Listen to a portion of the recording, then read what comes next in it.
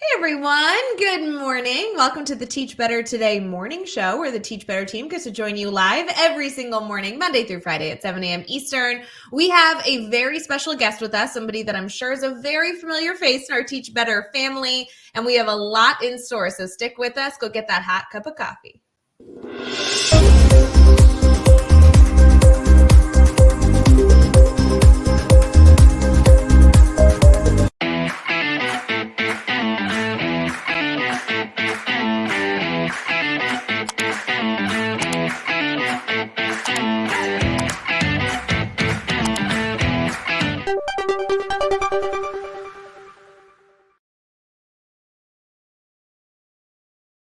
Hey everyone, my name is Ray Hughart with the Teach Better team, and I'm excited to have Charles live with us here at the Teach Better Today morning show. Charles, how you feeling?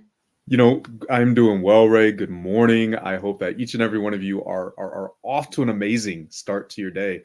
I know that I'm excited to be kicking my day off here with Ray. So thanks I for having appreciate me that. on.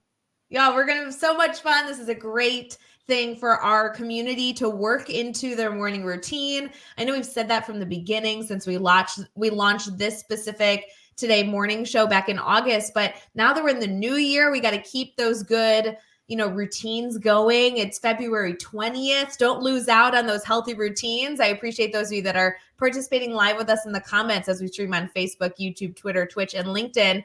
Charles, for those members of our community who are not aware of the work that you're doing in education, do you mind sharing a bit about your story? Yeah, sure. I'm not exactly sure where to begin. I dabble in just about a little of everything. So, first and foremost, I'm an educational administrator here in Chicago. I've been doing this work for almost 20 years. It's weird to say that out loud, but very, very dedicated to this work. So much so that a few years ago, I thought, what else can I do? Right? I moved from the classroom to administration because I wanted to widen my impact. So I started speaking at conferences. I was going to spaces and I saw these people doing this work and I thought that is amazing. How can I do that? And so a few years ago, I started doing that myself. So I shared with you at the beginning, the company has just turned 5 officially, but have been doing speaking for a little over 7 years. And I get to travel all over the country. And I remember just a few years ago, I had wished for 6 sessions in a year, and I now book 6 sessions sometimes within a month. It is an insanely fun and insanely exciting space to be in. Through this, I've also written a book. I have a podcast that will turn 4 in May. I have another book on the way. So just a little bit about everything. Just really, I tell people all the time, I do all of this mostly because I have no idea how much time I have in this space on this earth. And so I want to make as big of an impact as I possibly can with whatever time that I have. And so hence the reason I do all these different things. I love it. Charles, I know we have a lot of members of our inner circle, right? Our Teach Better family that have aspirations similar to you to speak at a conference. Maybe they've only, dabbled with trying to speak in front of adult learners. Maybe they have a goal for this year to go share their knowledge at an event, even if it's just one time, just get their voice heard. Any tips or tricks on maybe something that our community here could think about as far as starting to achieve that goal? Any strategies that really helped you in that space? Yeah, so there's a couple. I think the first thing, and this is just a piece of advice that has been coming across my way a lot more lately. But I think a lot of times when people see the people on stage and they're thinking lights and glamour and all of the wonderful things that come with it, and they're like, that is what I want, I want, I want. But walk into this space with the idea of what can I give to my audience, right? Now, what am I going to get out of it? That's going to be a byproduct that I think will come naturally. But if you go into a space with the attempt to sell yourself, right, people are going to be turned off. That is not what I'm here for. I'm not, right? I want to receive something from you. And if what you're giving to me has value, I think that's the second piece of this, finding problems to solutions, figuring out a way to add value to individuals. Then if you do authentically add value, then people are going to say, okay, let me do a follow-up. Let me see what else that they can offer. And so I think those are two of my biggest things. But in reality, just go for it. I remember years ago sitting with you and having that conversation at IdeaCon, and I was like all over. I was like, what do you want me to be this? I'll do that. You want me to do this? And you're like, Charles, narrow the focus, get really, really good at something.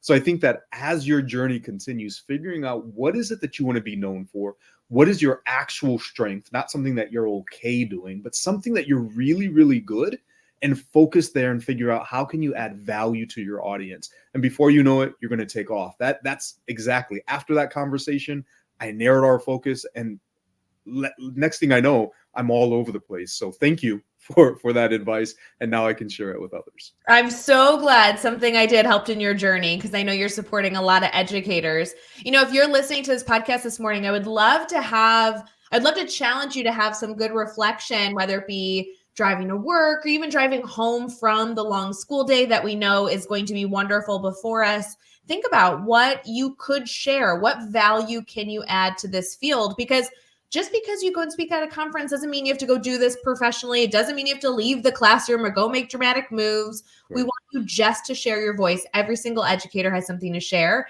And it can be as large as saying, oh my gosh, I'm the best science teacher out there. I want to share my knowledge with the science community.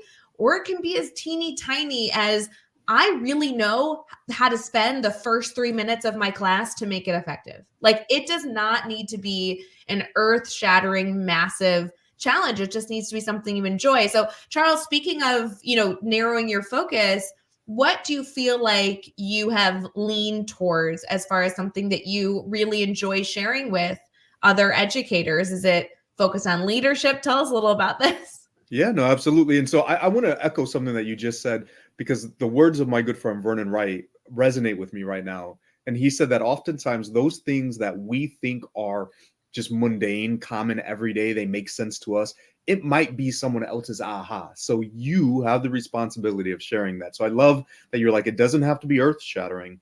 It could be an everyday thing.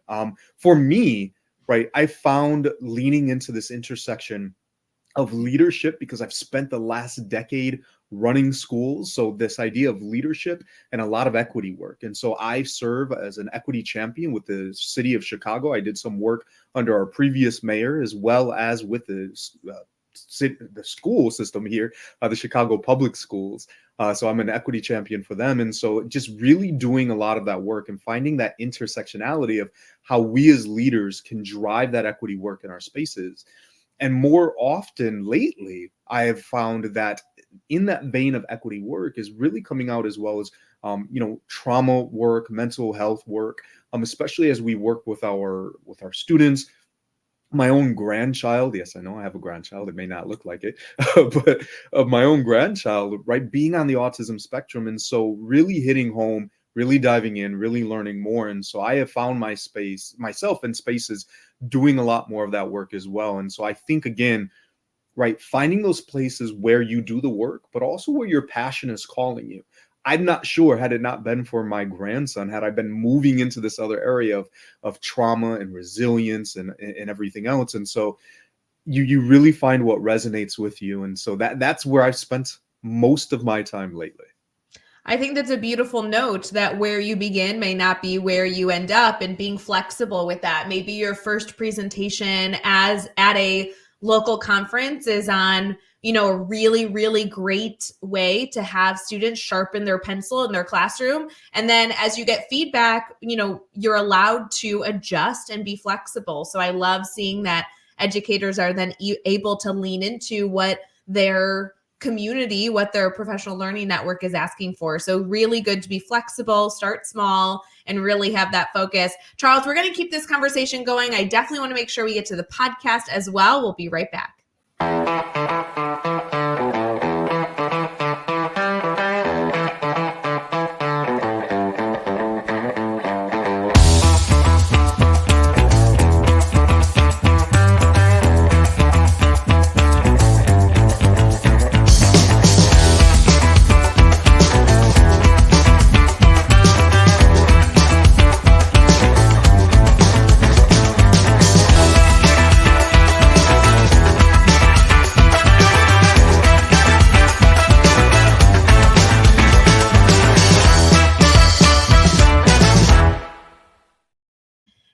everyone. Thanks for sticking with us here at the Teach Better Today morning show. We are rolling into our team talk section of the podcast, which every single episode has a element of education that you can think through and also take with you on your day. We'll also include a challenge for you to consider, maybe an idea to keep in the back of your mind. Charles, I'd love to start this conversation off with the podcast. I mean, you have a very, very, very active podcast, and you're in the Teach Better Podcast Network, which we love giving special shout outs to those incredible podcasters. Tell us a little bit about your podcast, and maybe a few of our listeners here who have not yet subscribed to the episode can make sure they do that super soon. Yeah, so I'll be honest, I'm not sure what happened this year, but the subscribers and listenership has skyrocketed. So I'm like excited, right? Uber excited for that. But the podcast, as I mentioned earlier, will be 4 in May. So this was one of those podcast babies. Had a few podcast friends out there, and they were just like, Charles, start it. If nothing else, and I think this is one of the most beautiful things, again, about not so much about, right, trying to get out there and get listeners and sponsorships and like becoming wealthy, right? I'm not going to be a Joe Rogan podcaster, right? It's not going to happen. Well, maybe, who knows? But right, the idea was like, this is a reflection of your educational journey. If nothing else, it gives you a space to go back and reflect and chronicle your journey, your ideas, your thoughts along the way. And so during the podcast, I sat down and I started that process. And what really inspired me was an article that I had read from a researcher out of California. And one of the things he had written, it was called the counter narrative. And so what he was trying to figure out was, why were this group of young Black males successful in school? Right. So oftentimes the narrative around these individuals are the gaps that exist, the issues that arise, right? This deficit mindset and these conversations that really don't support the idea of success. And so I thought, you know what? I see that more and more, right? As I sit in leadership spaces, as I sit in beginning of year conversations, as we go over data, I know exactly what the data is going to be every single year. And I know what the conversations are going to be every single year. And to be honest, I was getting really sick and tired of hearing, well, here are the issues, these are the problems. And I thought, what if that deficit mindset, right? These negative narratives, what if they're contributing? I mean, if all you ever told me was how bad I am, how much I have left to grow, how much I'm not meeting the mark, like, then what am I doing? Right? Because I know that I'm coming to school each and every single day, busting myself, trying to do the best that I can, and that's all you have to say. Right. So my whole point was let's highlight those success stories. Right. Let's talk about the other side. And in reality, I went in with this conversation around marginalized populations, and it has grown into areas that I never would have considered. I remember having a conversation around rural education, and right, and pushing back and challenging the narratives of what rural education is like and how similar it is to urban education. We've talked about body image. We talked about mental health issues. I mean, the podcast has spanned all different types of topics, and they're all designed with educators to say, look, I want to push back on these narratives. I want to highlight ideas, and I also want to share stories of success, so that way we can begin talking about our students, about ourselves in ways that we actually are highlighted, right? Stories of positivity, because if we begin to change the way we talk, maybe we will change the way we think about our space. So powerful. If the educators listening want to take a listen to maybe an upcoming episode or go binge the episodes that you have had over the course of the last 4 years putting out content, where can the educators go catch your podcast? Yeah, well, if they want to binge, that's a lot. I mean, we're closing in on episode 200. That will drop in March, and so I'm very, very excited for that that benchmark. But you can find the podcast essentially anywhere. The biggest platforms are Spotify and Apple. But if you listen to other platforms, I know like sometimes I use Castbox, right? Bean Page, I think there's one out there. But all those other different spaces, the podcast can be found far and wide. So if you look for it, you will definitely find it. And friends, if you have any issues, obviously you can reach out to Charles and I, or you can just head over to the Teach Better Podcast Network, and it is featured right there on the homepage. So you can take a listen and a quick subscribe. Don't forget that subscribing not only makes sure that not only allows that you don't miss an episode, but also allows for other educators to gain access to the podcast as a future suggestion. Charles, before we wrap up this conversation, I'd love for you to leave our listeners with a little challenge, piece of advice that they can take with them throughout their day. Obviously, we're headed into an incredible day ahead, but as you know, educators are stressed and they want to do the best job humanly possible. What ideas can we leave them with today? So this idea is really, really simple, but it's a statement that has resonated with me. And so it's one of my taglines that I like to throw out there, because I think that in this world of education, especially with social media, everywhere we look, we see all the amazing things that people are doing, right? We pop on to Instagram and to Twitter and to TikTok, whatever it might be. There's just showcasing all the awesomeness that is happening. And I think while that is great, I think sometimes that we as educators can feel defeated. We can beat ourselves up because we feel like, man, I'm not doing enough. There's something else I have to do. Where am I missing? Right? So I want to share this as we close out, that in this world of education, there are many, many things that you can be, but the most important is to be true to you. Right? You are doing enough. You are who you are. Be happy with that. Lean into that. Know who it is, who you are showing up as, and that is more than enough. So don't go chasing, right? Don't try to be someone else. You are enough. So that's my closing idea there, is just be true to you. I love it. Charles, thank you so much for coming on the podcast. I want to make sure that everyone here adds Charles to your professional learning network. He's doing a lot of things to share out content for all of you to continue to be learners. So please feel free to connect with him on social media and, of course, at their website. Charles, do you mind sharing that website URL here for our community?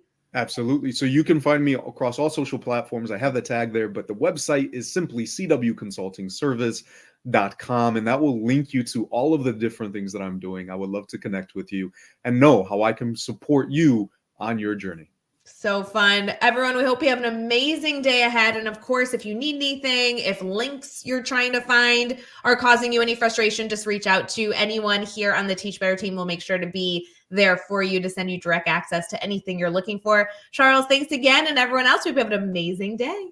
Thank you.